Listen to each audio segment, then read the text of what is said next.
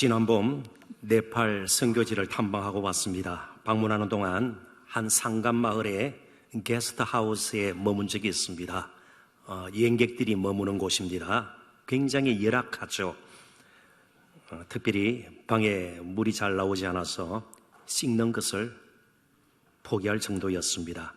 그런데 저희들이 방문키로 되어 있던 교회는 게스트하우스가 있는 곳보다 훨씬 더 높은 곳에 위치하고 있었습니다. 산길을 얼마나 올라갔는지 몰라요. 물론 차를 타고 갔습니다. 그래서 그 교회에 드디어 당도하게 되고 젊은 성도들, 청년들을 만나게 되었습니다. 인근의 초등학교 교사들이에요. 교사라 그래봤자 또 초등학교로 그래봤자 우리나라 여러 교육 환경하고는 비교할 수 없을 정도로 많이 뒤떨어져 있죠. 그렇지만 나름대로 아이들에 대한 그런 꿈을 안고 교사들을 이제 하고 있는 그런 교회 청년들을 만났습니다. 우리 주위의 청년들하고는 비교할 수 없을 정도로 누추한 옷을 입고 있었고 또 게스트하우스에 그런 물사정이 좋지 않은 것 이상으로 그 옷은 더 고산지대에 있기 때문에 물을 구할 수가 없었기 때문에 자주 씻지는 못해서 그래서 그렇게 깨끗한 모습은 아니었습니다. 그러나 저는 그들이 전혀 더럽게 여기지 않았습니다. 그들을 과연 누가 더럽다고 말할 수 있겠습니까? 비록 물사정이 좋지 못해서 깨끗하게 씻지는 못했다 할지라도 대신 그곳에는 하나님의 은혜가 흘러넘치고 있었습니다. 그러니까 그들에게는 보통 잘 입은 깨끗이 씻은 외모가 반듯한 청년들하고는 비교할 수 없는 거룩함이 보였고 순수함이 보였던 것입니다. 그렇습니다.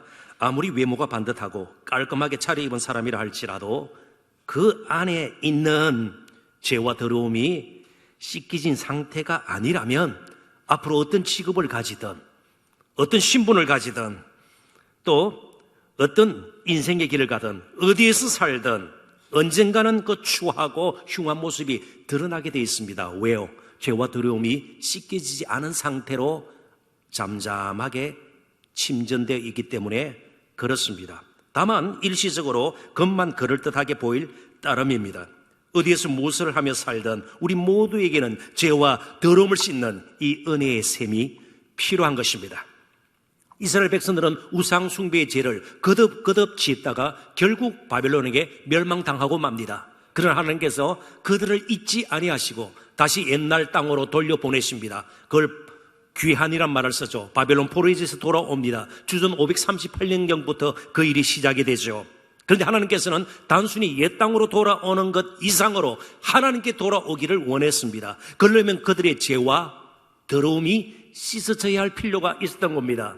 그러나 이전 방식으로는 그 죄와 더러움이 온전히 씻어질 수 없음을 하나님은 알고 계셨습니다. 민수기 8장이라든지 19장 여러 구절에 보면 정결하게 하는 문, 속죄하는 물 이런 것을 뿌리고 씻었던데 그렇게 반복되는 의식 가지고는 이스라엘 백성들이 우상 숭배의 죄에서 헤어날 수가 없었던 겁니다. 근본적으로 그들에게는 변화가 필요했습니다. 그래서 죄와 더러움을 씻는 셈을 하나님께서는 예비를 하시고 말씀을 하고 있습니다. 자, 그렇다면 이 죄와 더러움을 씻는 셈이 도대체 무엇이고 언제 열릴 것인가?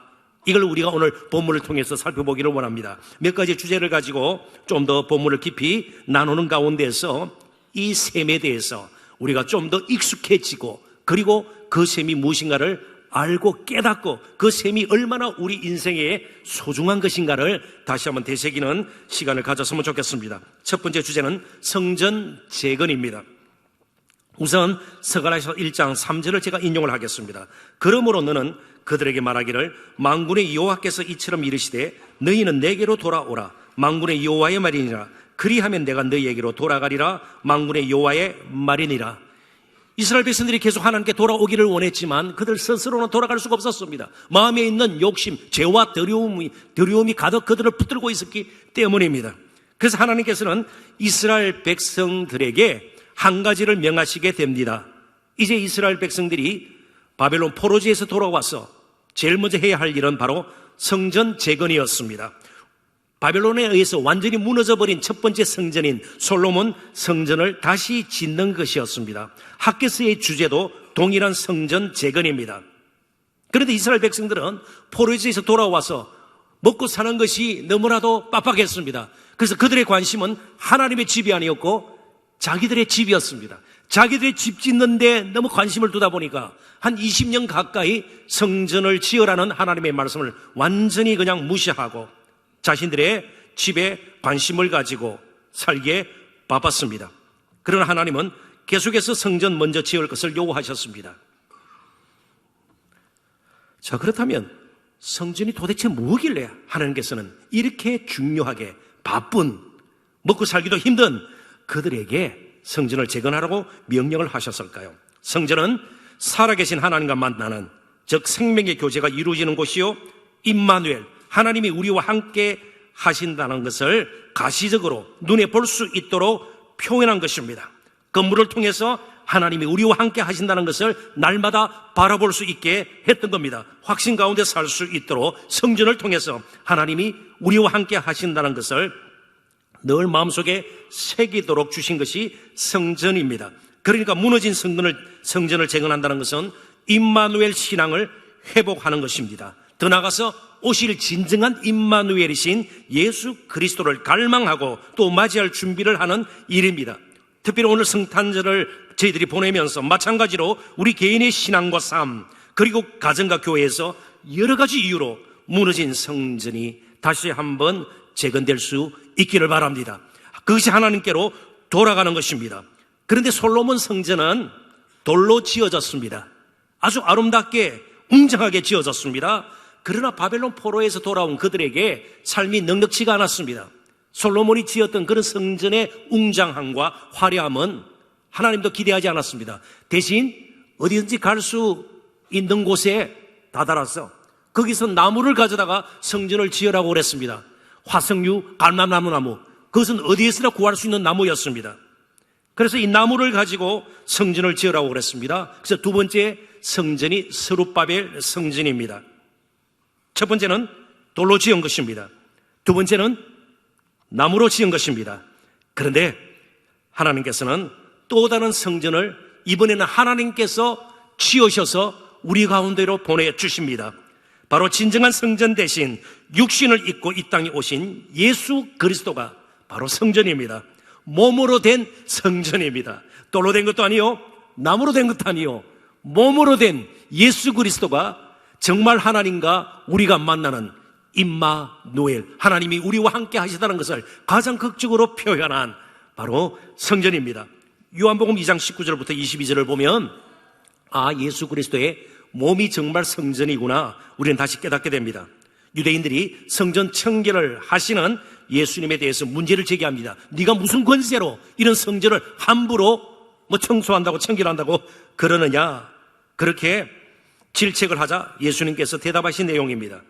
예수께서 이르시되 너희가 이 성전을 헐라 내가 사흘 동안에 일으키리라. 유대인이 이르되 이 성전은 46년 동안에 지었거늘.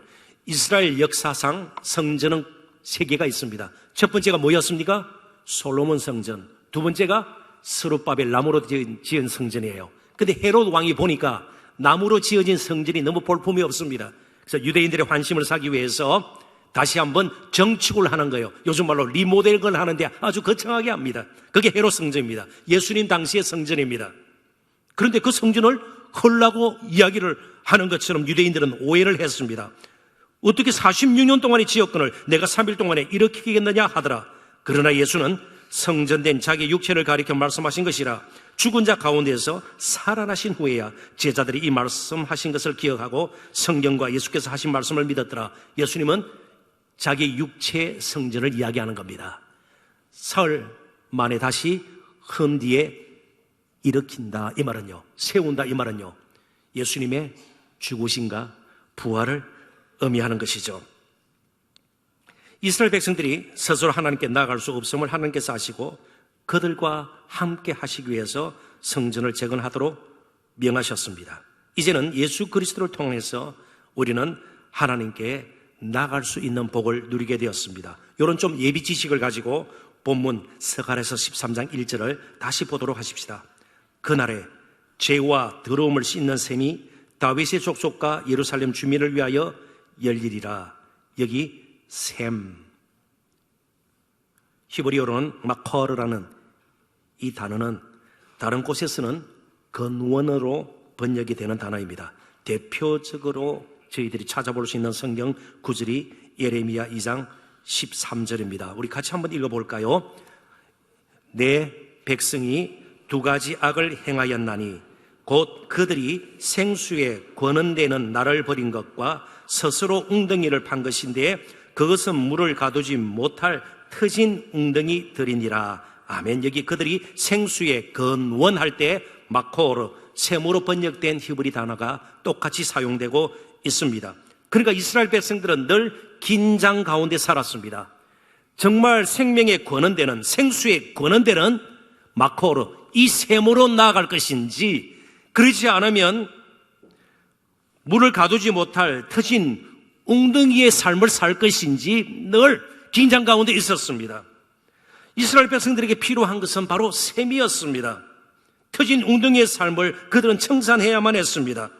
다시 표현하면 우리의 힘만 의지하고 우리의 노력으로 산다는 것이 정말 밑빠진 독에 물 붓듯이 물을 가두지 못한 터진 웅덩이와 같은 삶이라는 것을 이스라엘 백성들은 깨닫고 생명의 권원이신 하나님께로 나아가 하나님께서 베푸시는 은혜와 그런 복으로 살 필요가 있었습니다.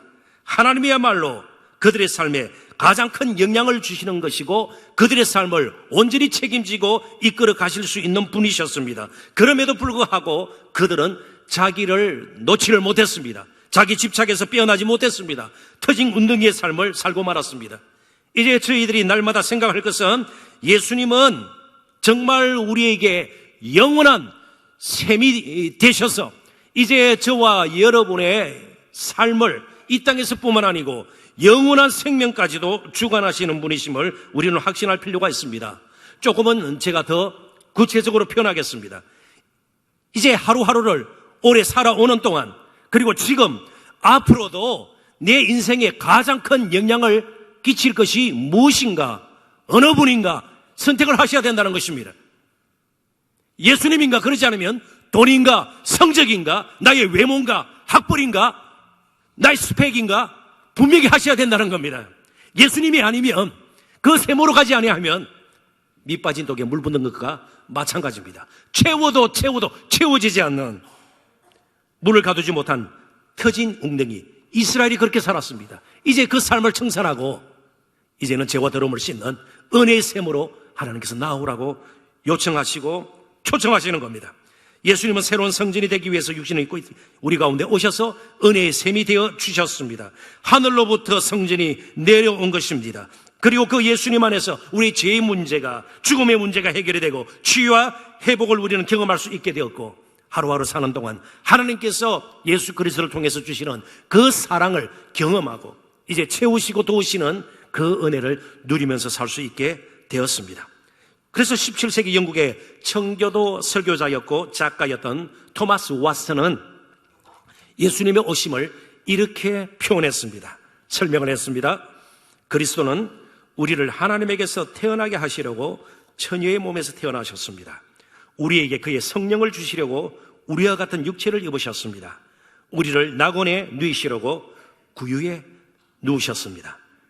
우리를 하늘나라로 데려가시려고 하늘나라에서 내려오셨습니다. 자, 그렇다면 우리의 죄와 더러움을 씻고 영원한 생명을 우리에게 공급하고 영원토록 살도록 우리를 예수님께서 은혜의 셈이 되어서 이끄시는데 구체적으로 어떤 수단을 통해서, 어떤 과정을 통해서 그 일이 일어나는가, 이것 또한 저희들이 살펴보아야 합니다. 그래서 나눌 말씀의 주제가 속죄 제물입니다. 다시 한번 본문 스가랴서 13장 1절을 읽어보도록 하겠습니다. 그날에 죄와 더러움을 씻는 셈이 다윗의 족속과 예루살렘 주민을 위하여 열리리라. 이제 셈이 예수 그리스도가 된다는 것은 충분히 저희들이 인지한 바입니다. 자, 그렇다면 죄와 더러움에 대해서 좀 더 살펴보도록 하십시다. 죄와 더러움을 지나치게 구분하는 것보다는 사람들이 저지르는 모든 죄악, 이것을 다 포함하는 것으로 이해하면 좋을 것 같습니다. 다만 이 죄와 더러움이 어떻게 시작되었는가, 그걸 알아야 제대로 처리를 할 수 있지 않겠습니까? 병이 들었을 때 제대로 진단해야 처방이 뒤따르지 않겠습니까? 수술을 하든지 약을 쓰든지 그러지 않겠습니까? 죄와 더러움이 어떻게 시작되었는지를 아는 것은 굉장히 중요합니다. 자, 그래서 이제 조금은 제가 히브리어를 인용을 하겠습니다만은 전체적으로는 충분히 정리한 후에는 이해가 될 것입니다. 이 죄로 번역된 히브리 단어가 하타트인데, 빗나가다, 길을 잘못 들다라는 동사에서 파생한 말입니다. 그러니까 죄의 본질이 무엇입니까? 빗나가다, 길을 잘못 들다, 그런 뜻이에요. 더러움으로 번역된 히브리 단어가 니다라는 단어인데, 이건 떠나가다, 방황하다, 혹은 도망가다, 이렇게 번역이 되는 단어입니다. 이게 둘을 합하면 죄와 더러움은 빗나가는 것이에요. 길을 잘못 든 것입니다. 떠나가는 것입니다. 방황하는 것입니다. 혹은 도망가는 것입니다. 도망가는 사람이 선을 행하고 의로운 길을 갈 수 있을까요? 빗나간 사람이 항상 올바르게 무엇을 추구하고 찾고 그럴 수 있을까요? 사람 눈치를 보게 될 것이에요. 숨기게 될 것입니다. 모른 체 할 것입니다. 그리고 방황하는 사람들이 어떻게 다른 사람들에게 사랑을 베풀고 긍휼을 베풀고 그런 여유가 있겠어요? 아니죠. 자, 그렇다면 죄와 더러움의 본질은 하나님께 나아가야 할 길에서 빗나가는 것이에요. 하나님을 의지하고 살아야 될 그런 삶의 방향이 잘못 잡힌 겁니다. 빗나가 버린 겁니다. 길을 잘못 든 것입니다. 하나님을 떠난 것입니다. 그러다가 방황하는 것이에요. 도망치듯이 늘 사는 겁니다. 그러니까 담대함이 없어요. 자유함이 없어요. 늘 불안하고 두려워해요. 공이 하나님 중심의 삶에서 벗어나서 자기 중심의 삶을 살 때 생기는 것들이 바로 죄와 더러움입니다. 모든 사람이 저지르는 죄악의 근본 원인은 하나님께 나가지 않는 겁니다. 하나님을 떠나고 스스로 제 길을 가는 겁니다. 제 길을 가면서 가지고 있는 돈, 가지고 있는 권세, 가지고 있는 재능, 가지고 있는 외모, 사람들이 부러워할 만한 그런 것들이 오히려 더 자신을 망가지게 하고 무너지게 하고요, 두려움은 더 생기게 되는 겁니다. 불안함이 늘 진두르게 되는 겁니다. 왜요? 근본적으로 빗나가 있기 때문에, 길을 잘못 들었기 때문에, 떠나갔기 때문에 방황할 수밖에 없고 도망치듯이 하루하루를 쫓기듯이 살 수밖에 없는 겁니다. 마음의 여유가 없는 겁니다. 자, 그렇다면요, 사람들이 뭔가 좀 굉장히 비교해서 말이죠, 대단해 보이고요, 막 훌륭해 보이고 빼어나 보이고요, 탁월해 보이고요, 하나도 부러워할 거 없습니다. 왜요? 언젠가는 죄와 더러움이 어떤 모양으로도 드러날 것이기 때문입니다. 우리가 보지 않아요. 소위 엘리트들, 뭔가 굉장히 지성인이었고 좋은 말 많이 했던 사람들의 모습이 요즘 TV 화면에 비칠 때 어때요? 얼마나 욕되고 부끄러운 모습으로 우리에게 다가옵니까? 그러니까 오히려 내가 빗나가지 않고 길을 바로 찾았고, 그래도 힘들지만 하나님 붙들고 사는 것이 얼마나 복인가. 그래서 성탄절이 얼마나 우리에게는 소중한가 말이죠. 정말 우리가 빗나가가 있던 우리들에게 그분이 길이 되어 주셔서 하나님께 나아갈 수 있도록 우리를 이끌어 주셨으니 얼마나 감사한가 말이죠. 이사야 53장 6절을 같이 한번 읽어보십시다. 우리는 다 양 같아서 그릇 행하여 각기 제 길로 갔거늘 여호와께서는 우리 무리의 죄악을 그에게 담당시키셨도다. 그분이 대신 죄짐을 다 맡아 주관해 주셨어요. 그래서 우리는 정말 죄의 문제가 해결되고 자유함으로 하나님께 나아갈 수 있게 된 것입니다. 바로 예수 그리스도의 속죄 제물 되심으로 인해서 우리의 죄와 더러움이 씻겨졌습니다. 그분이 셈이 되어 주신 겁니다. 그리고 그분은 죄인을 부르러 왔다고 말씀하고 있습니다. 우리 자신이 정말 이 은혜의 셈이 필요합니다. 예수님이 필요합니다. 날마다 갈망함이 있어야 될 것입니다. 그런데 예수님의 이 속죄 제물 되심이 얼마나 놀라운 것인가, 조금 더 나아가야 합니다. 그래서 제가 메고 있는 넥타이 이야기를 좀 하겠습니다. 멋있나요? 멋있어요? 예. 멋있는데 나이가 들면서 말이죠, 이 입 근처 근육이 좀 느슨해지는 것 같아요. 이전에 그러지 않았는데 자꾸 흘려요. 그래서 얼룩이 생겨요. 그래서 얼마 전에도 세탁소에 얼룩이 진 넥타이 2개를 맡겼습니다. 제 아내가 넥타이를 찾아왔습니다. 그리고 세탁소 주인분의 말을 들려주었습니다. 얼룩이 완전히 지워지지 않았습니다. 아무리 좋은 약품을 써도 한 번 진 얼룩을 완전히 없애고 원래처럼 만들기는 쉽지가 않다는 거죠. 아마 그런 경험들이 다 있으실 겁니다. 그런데 죄와 더러움으로 가득 찼던, 안에서 밖으로 마음으로부터 행동에 이르기까지, 아니 어떤 인생의 방향 잡는 것까지 선택하고 결정하는 것, 다 죄가 얼룩이 묻어 있어요. 그런데 예수님께서 죄인 되었던 우리를 정말 은혜의 샘, 자신의 피로 씻으실 뿐만 아니고 이것으로 끝나는 것이 아니에요. 아담하고도 비교할 수 없는 복된 신분으로 우리를 바꿔놓았습니다. 아담은 선악을 알게 하는 나무가 계속 거기 있었기 때문에 언제든지 낙원에 살았지만 죄를 범할 수 있는 가능성이 있었습니다. 그런데 이제 우리는요, 이전에 지었던, 지금 짓고 있는, 앞으로도 지을 죄까지 예수 그리스도의 피가 정말 하나님의 진노를 풀고 하나님의 눈을 가려서 우리를 의인으로 삼고 하나님의 거룩한 백성으로 삼고 하나님의 자녀되게 하셨습니다. 더 이상 심판의 일을 그런 정죄가 우리에게는 없어요. 이제는 하나님의 자녀가 된 것입니다. 그래서 우리는 어떤 면에서는 담대할 필요가 있는 겁니다. 그래서 어떻게 이 일이 이루어졌는가요? 바로 예수님께서 십자가에 우리를 대신해서 죄값을 치르기 위해서 죽으셨기 때문입니다. 그래서 저는 그 예수님의 이 땅에 오심과 더불어서 평생 잊지 말아야 할 한 단어를 여러분들에게 소개할까 합니다. 그것은 찔림입니다.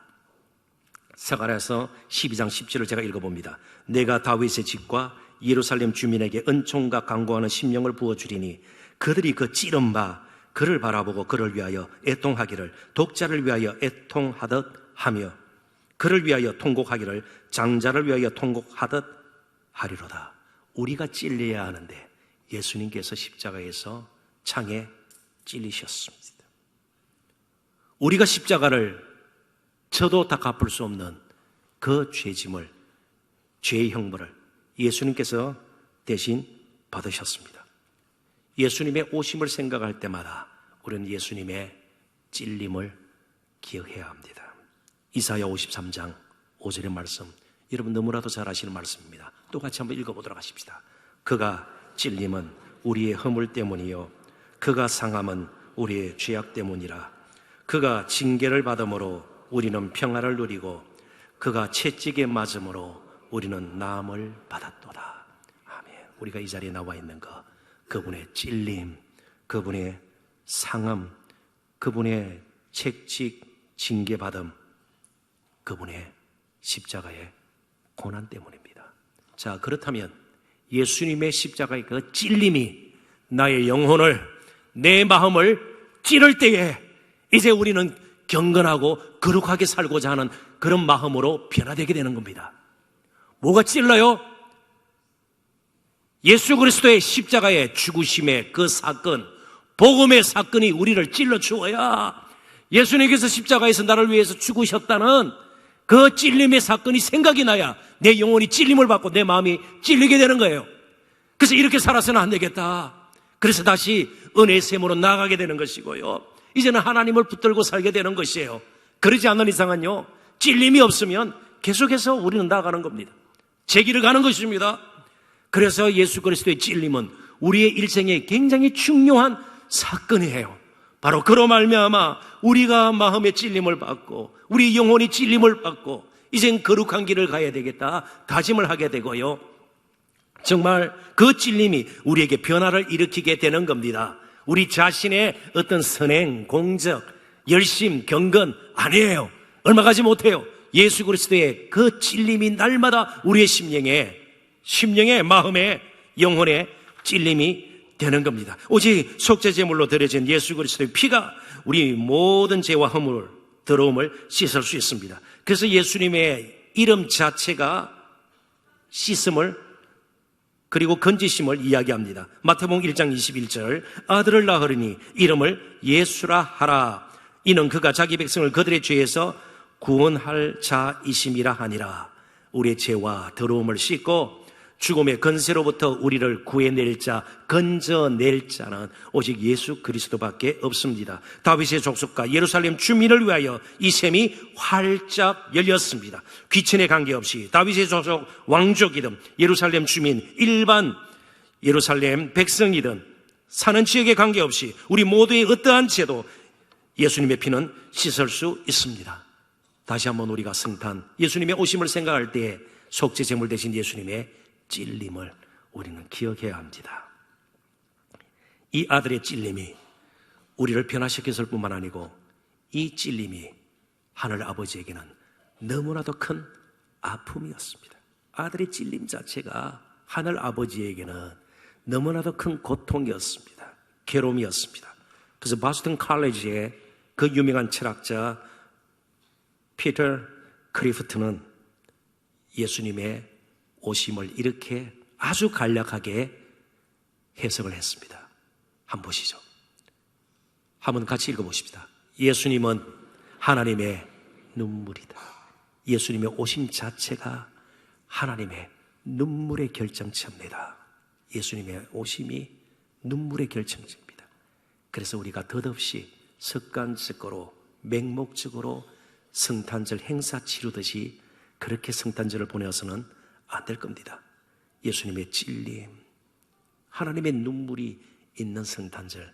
그러나 그것이 우리에게는 근본적으로는 기쁨이 되는 것이죠. 소망 없는 우리에게 큰 기쁨이 되는 것이죠. 그래서 우리가 다시 한번 마음의 허리를 동이고 마지막 남은 평생 해야 할 일이 무엇입니까? 세 번째 주제입니다. 다시 오실 예수 그리스도를 거룩한 신부되어 신랑을 맞이하듯이 기다리는 겁니다. 재림 소망을 가지고 사는 것입니다. 예수님 다시 오십니다. 그때는 죄인을 부르러 오시는 것이 아니에요. 저와 여러분을 부르러 오실 겁니다. 의인을 모아서 새하늘과 새 땅에 영원히 거하도록 우리를 이끄실 것입니다. 요한계시록 1장 7절 사도 요한이 밤모습에서 들었던 말씀입니다. 분명히 이루어질 것입니다. 볼지어다 그가 구름을 타고 오시리라. 각 사람의 눈이 그를 보겠고 그를 찌른 자들도 볼 것이요 땅에 있는 모든 족속이 그로 말미암아 애곡하리니 그러하리라. 아멘. 이제 그렇다면 저희들이 이 땅에서 남아서 할 일이 무엇입니까? 바로 은혜의 샘 되시는 죄와 더러움을 씻는 열려있는 그 예수님 다시 오시는 그날까지 우리가 하나님 앞에 서는 그날까지 개인적으로 교회적으로 정말 예수 그리스도의 생명을 전하는 것입니다. 성탄의 진정한 의미를 깨우치는 것입니다.